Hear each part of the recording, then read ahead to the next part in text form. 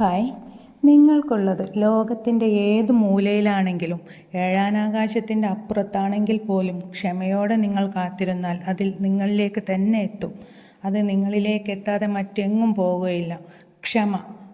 ക്ഷമിക്കുക അതൊരു വലിയ കഴിവാണ്. ശിശിരത്തിന് ശേഷം വസന്തം വരിക തന്നെ ചെയ്യും. നിങ്ങളെ വിഷമിപ്പിക്കുന്നത് എന്തായാലും അത് നിങ്ങളിലേക്ക് എത്തുക തന്നെ ചെയ്യും. നിങ്ങളെ തേടി വരിക തന്നെ ചെയ്യും.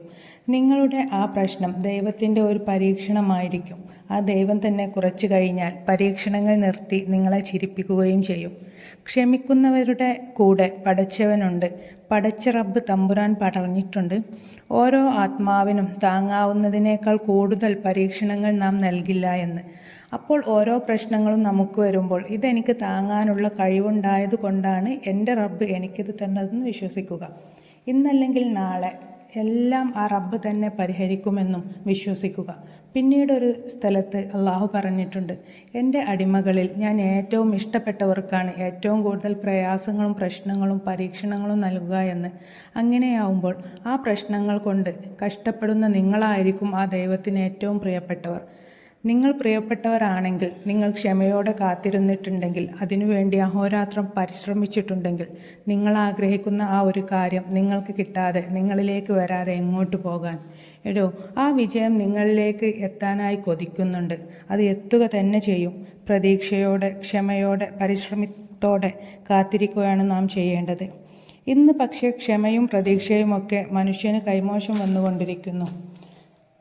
പേനയിൽ മഷി തീർന്നാലും നമ്മളൊന്ന് കുടഞ്ഞു നോക്കാറില്ലേ? അതൊരു പ്രതീക്ഷയാണ്. അതുപോലെ തന്നെയാണെടോ ലൈഫും. ചില സമയത്ത് ഒന്ന് തീർന്നെങ്കിൽ എന്ന് തോന്നും. എന്നാൽ അതിനടുത്ത സമയം തന്നെ അതെത്ര മനോഹരവുമാകും. ഈ സമയവും കടന്നു പോകുമെന്ന് നിങ്ങൾ കേട്ടിട്ടില്ലേ?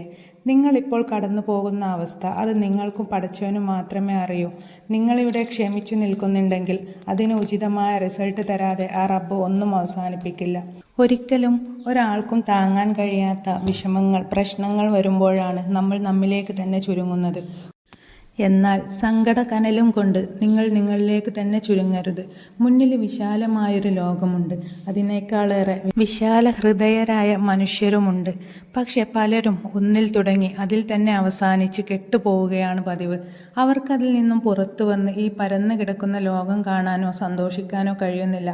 എടോ, മനുഷ്യനല്ലേ, മാറും, മറക്കും, മടുക്കും, പിന്നെ മരിക്കും. പക്ഷെ ദൈവം എന്നൊരാൾ മുകളിലുണ്ട്.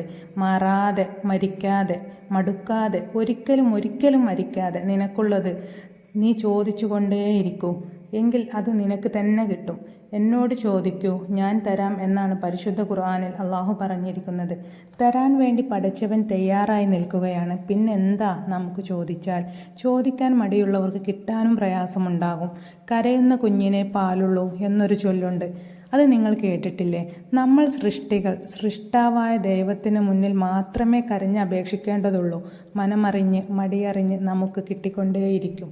By motivation Malayalam.